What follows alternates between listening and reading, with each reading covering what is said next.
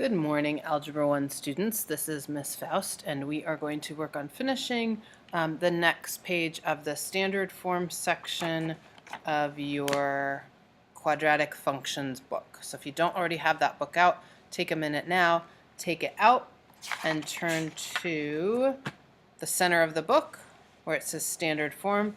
We went over the left side last time. Today we're going to go through the right side. So get out a pen if you want some different colors. This will be a good time to grab them. So what we did last time was we looked at vertex and standard form. This time we're going to look at what we do if we're given an equation in standard form and we want to just make a graph of it. So if we're in standard form, there's a little bit that we have to do in order to graph the function. So the first thing that we have to do is we have to find the vertex. And in order to find the vertex, there's a formula that we use. And that formula is that x is equal to negative b divided by 2a. So what we always do first is we find x.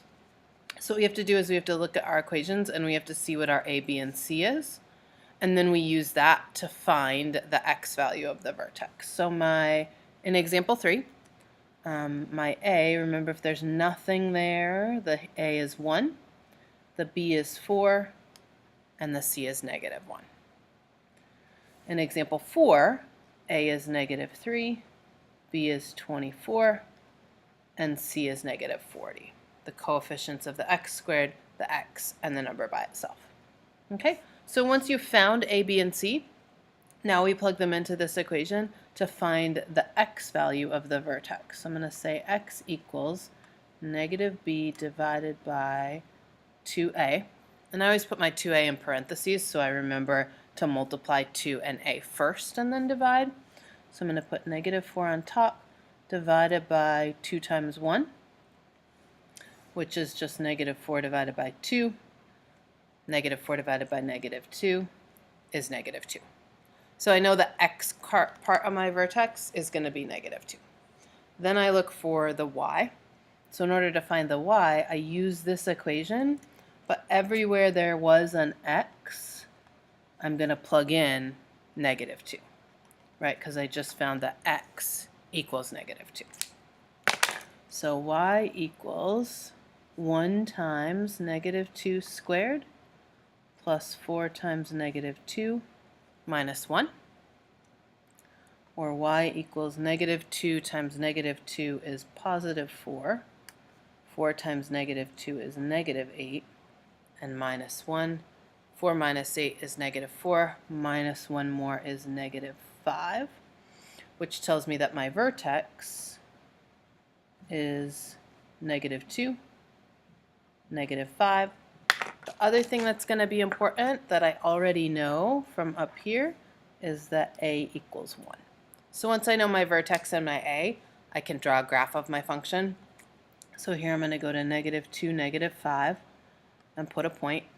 Since a is positive 1, when I go left and right 1, I'm going to go up 1. I'm going to go back to my vertex. Remember, our moves are up 1, up 4, up 9.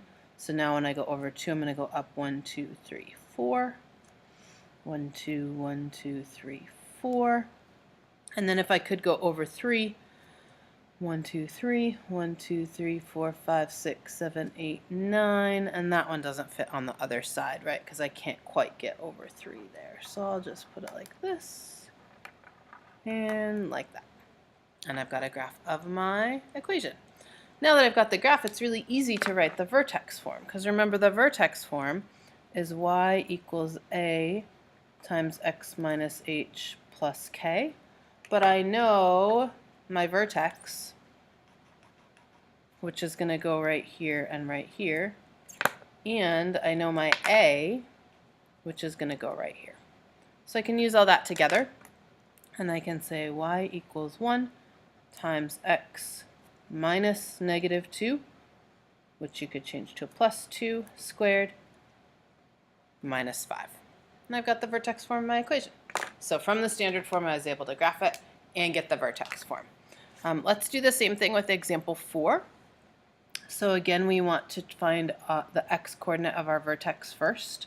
So we're going to say x equals negative b, which is 24, divided by 2 times a, which is negative 3.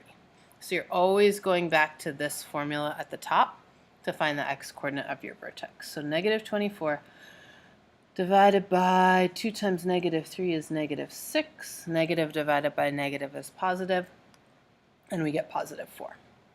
And again, once we get that x value, we take that and we plug it into our equation everywhere there was an x.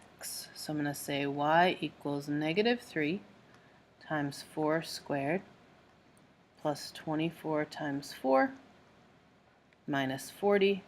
At this point, you might want to grab a calculator if you don't already have one. I certainly don't expect you to do all of this just in your head. So let's see, 4 squared. Let's see if I can do it in my head. 4 squared is 16. 16 times negative 3 is negative 48. Make sure you're squaring the 4 and then multiplying by negative 3 because exponents come before multiplication. Plus 24 times 4 is 96. Minus 40. Oh gosh, I'm going to grab a calculator. Don't go anywhere.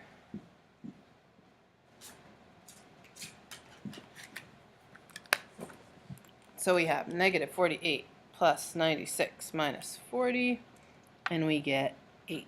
So our vertex in this one is 4, 8. And again, our A, which comes from up here, which we'll need to make our graph, is negative 3. So when I go to graph that, I go to 4, and 1, 2, 3, 4, 5, 6, 7, 8.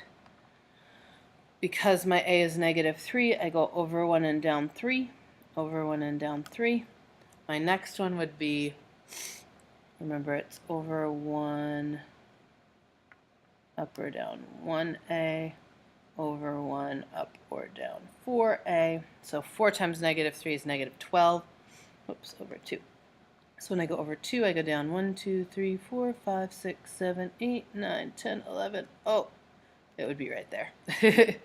2, 1, 2, 3, 4, 5, 6, 7, 8, 9, 10, 11. Right there on the end of the graph, right? So a very skinny parabola, boom, going down to there. Boom. And again, we can write the vertex form then. We know the vertex, we know A, so we plug those in. I'm not going to write the general form again because we've got it right there. The A goes in front, which was negative 3, x minus the x value, which is 4, plus 8 at the end. So take a minute, make sure you've got all of this in your notes, and then in a moment we'll continue and we'll do a couple more examples. Okay?